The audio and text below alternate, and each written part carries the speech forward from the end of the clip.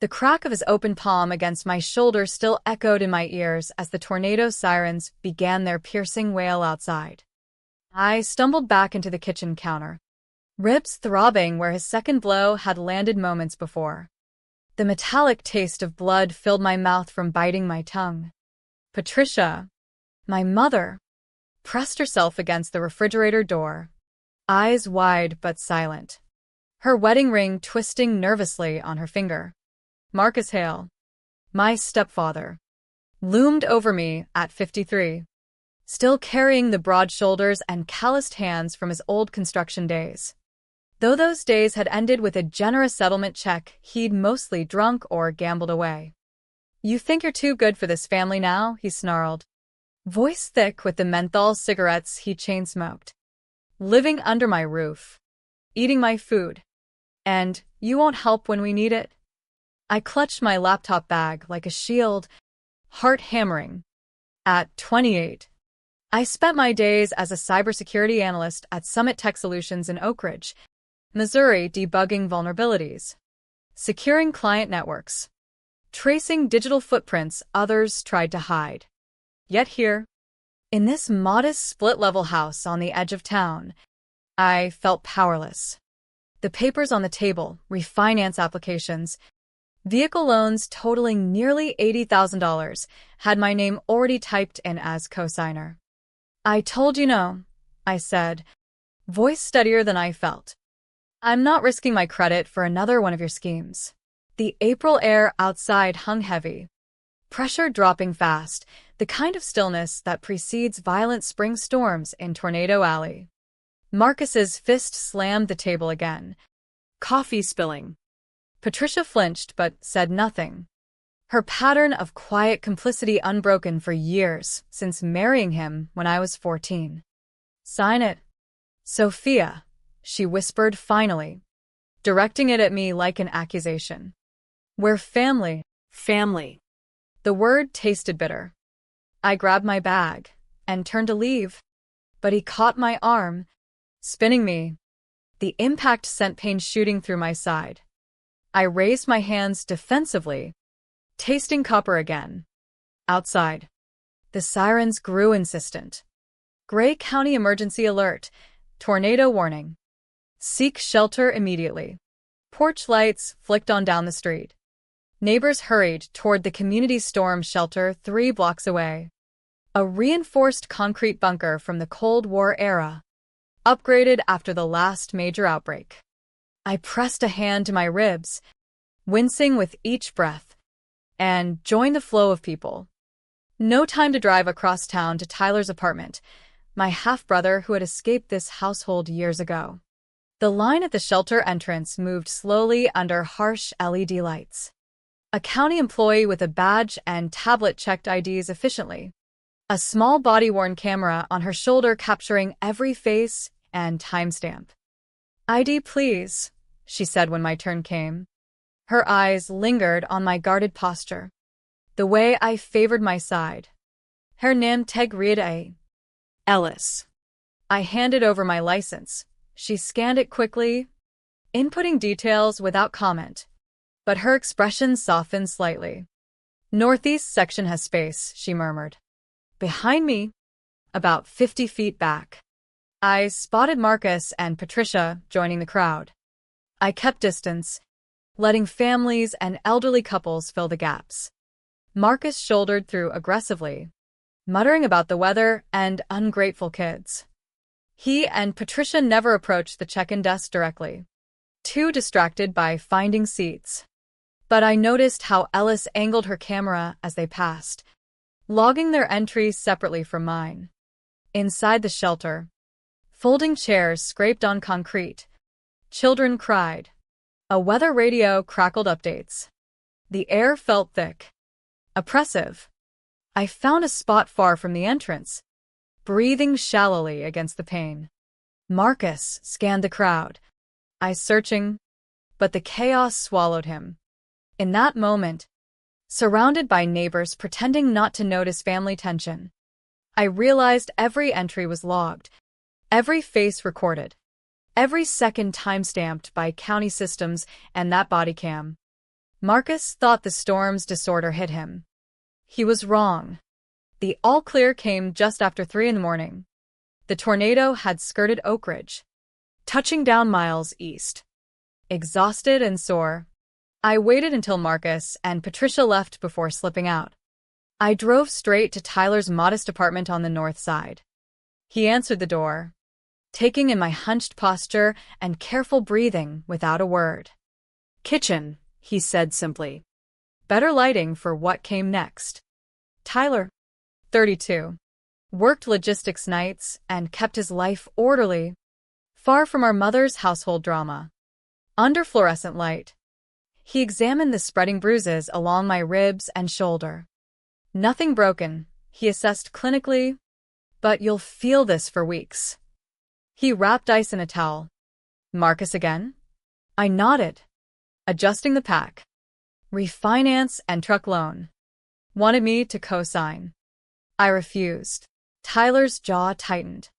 He'd seen this pattern before, though never physical until now. "We're documenting everything. Stand by the wall." He photographed the injuries from multiple angles, had me hold the day's newspaper for verification. The clicks of the camera felt like small acts of defiance. "You're filing a report tonight," he stated, "while it's fresh." He drove me to the Oak Ridge Police Department. Officer Ramirez, mid-40s with tired but kind eyes, took my statement. "Any witnesses?" "My mother was there." "Will she back you up?" "Probably not." "Prior incidents?" This was the first time he hit me. She nodded, highlighting protective order info. "You have somewhere safe?" "Tyler's place." Back at the apartment as dawn broke, I held the incident report, feeling the weight of momentum. My phone buzzed. "Patricia, where are you?" "Marcus is worried." I showed Tyler. He snorted. Another text. "You're overreacting. Come home." I replied that I'd filed a report and wouldn't return. Arranging belongings pickup with escort. Calls flooded in. I powered off the phone. Tyler set coffee down.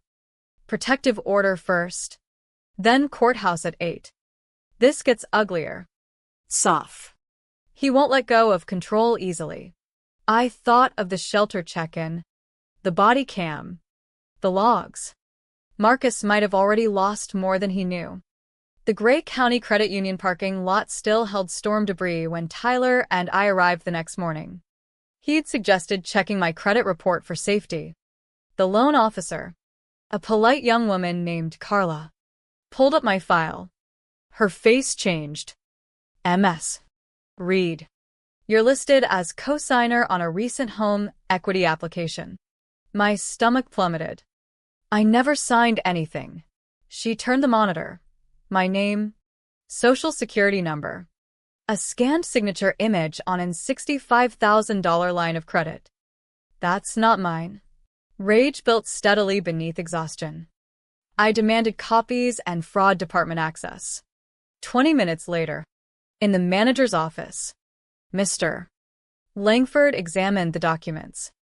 The signature was uploaded as an image file, not through our secure e-sign system. Unusual.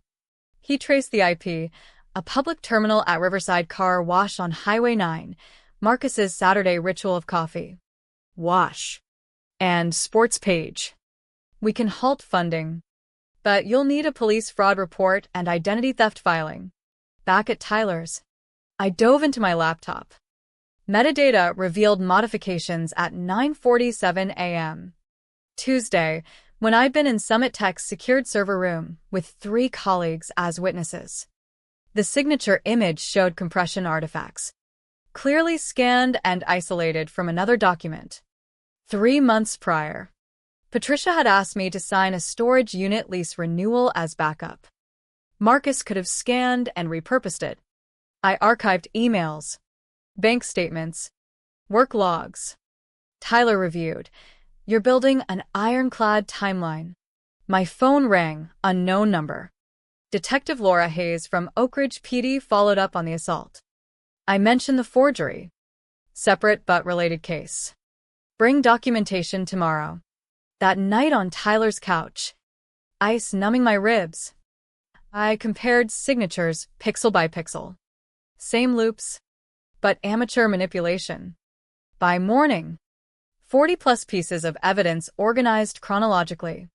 Marcus thought computers were just fancy typewriters. He couldn't grasp that every click left footprints. At 4 a.m., the smell of burning rubber jolted me awake. Tyler's Toyota smoldered in the lot below, tires melted, asphalt scorched. Fire department arrived. Investigator noted enemies? My stepfather, I said. Assault charges filed days ago. Neighbor misses. Patel confirmed a silver pickup circling near midnight. Driver matching Marcus. Officer Ramirez returned. Examining the scene. Escalation pattern. Property damage. Intimidation. Tyler's doormat ashes lay on the threshold. Exterior camera caught a hooded figure and partial plate matching Marcus's truck. Detective Hayes arrived, recommending emergency protective housing through Prairie Haven Network. That afternoon, Tyler drove me to an unmarked intake office. Coordinator Beth explained protocols. No location sharing apps. Approved contacts only. Secure transport to work. I listed potential trackers. Marcus. Patricia. Mutual acquaintances. Assigned to Elmwood House. 15 miles north, a plain duplex with reinforced windows. Industrial locks. Panic buttons. Coordinator Maria walked me through rules, sign-in logs. No revealing photos. Curfew unless working. 3 other women shared the space. Their cautious movements speaking volumes. That night at the kitchen table, one resident, Rachel, glanced at my laptop. Paperwork helps. Makes you feel in control. 6 weeks in. Awaiting trial. I forwarded shelter logs, public within days, showing separate processing times, proving I fled. He followed. IP traces, metadata, witness confirmations, all pointed to premeditation. Marcus had practiced on the storage lease. The car wash terminal required a phone number, his. Riverside had cameras. The noose tightened, one digital thread at a time. Weeks blurred in the safe house routine, secure rides to Summit Tech. HR briefed on the order banning Marcus from premises. My bruises faded to yellow, but vigilance remained. Detective Hayes called. Partial plate confirmed, adding arson charges. I forwarded fraud evidence. IP addresses. Timeline. The shelter logs tugged at memory. G. Ellis, Jordan Ellis, listed as contract auditor for county emergency management. Not standard check-in staff. Why audit during a live event? I noted it for Hayes. Process server found me at work. Marcus suing for defamation. Claiming emotional distress from false accusations. Classic reversal. My advocate explained Darvo tactics, deny, attack. Reverse victim offender. Prosecutor advanced criminal counts, civil suit mere intimidation. In the safe house kitchen. Spreading lawsuit papers. Rachel shared her ex had tried the same, dismissed quickly. Detective Hayes summoned me, development. Maria drove me in unmarked van. Hayes introduced Jordan Ellis. Auburn hair. County badge. I was auditing shelter procedures that night, Ellis explained. Opening laptop. Body cam footage played. Timestamp 11:51 p.m. Marcus shoving through entrance. Muttering to Patricia. Teach that ungrateful one a lesson. Thinks she can embarrass me. Hide. Patricia whispered about handling check-in, but Ellis had already logged them. Camera captured clenched fists. Searching gaze. Unnecessary force. At 12:23 a.m. Northeast corner. My lone figure. Arms wrapped protectively. Marcus's off-camera voice. There you are. Think you can walk out? Disrespect me? Camera swung. He loomed 3 feet away. Finger jabbing. Spittle flying about respect and place. Patricia hovered silently. Ellis commanded distance. Footage caught my existing bruises. Admissible, Hayes said. Proves following. Intent. Prior injuries. Ellis added, county policy requires body cams for liability. She'd cross-reference logs. Marcus appeared in prior warnings. Intoxicated. Aggressive. Pattern established. Prosecutors added stalking. Marcus's lawsuit collapsed against video proof. Back at Elmwood. I called Tyler on secure line. It was all recorded. Threats. Everything. His voice fierce. He's done. The body cam was the turning point. Marcus, unaware. Brushing past the invisible auditor documenting his rage amid chaos. Predators count on confusion. Technology doesn't forget. Courtroom smelled of polished wood 6 weeks post-tornado. Marcus fidgeted in ill-fitting suit. Assistant DA Michelle Grant arranged files precisely. Defense looked defeated early. Loan manager testified. Digitally inserted signature. Pixel artifacts. Metadata from car wash IP. Work logs proved my alibi.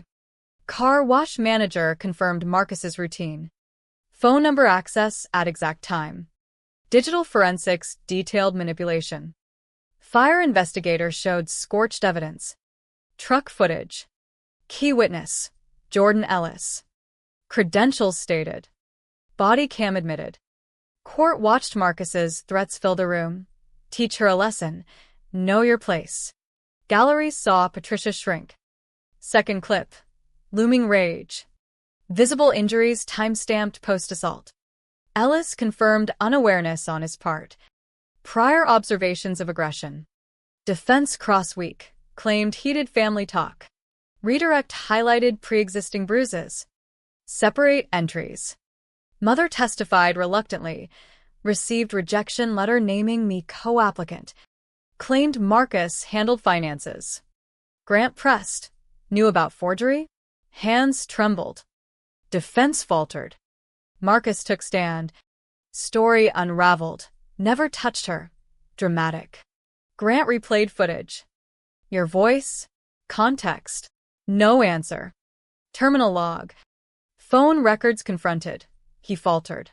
Judge found evidence overwhelming. Assault. Fraud. Stalking. Arson.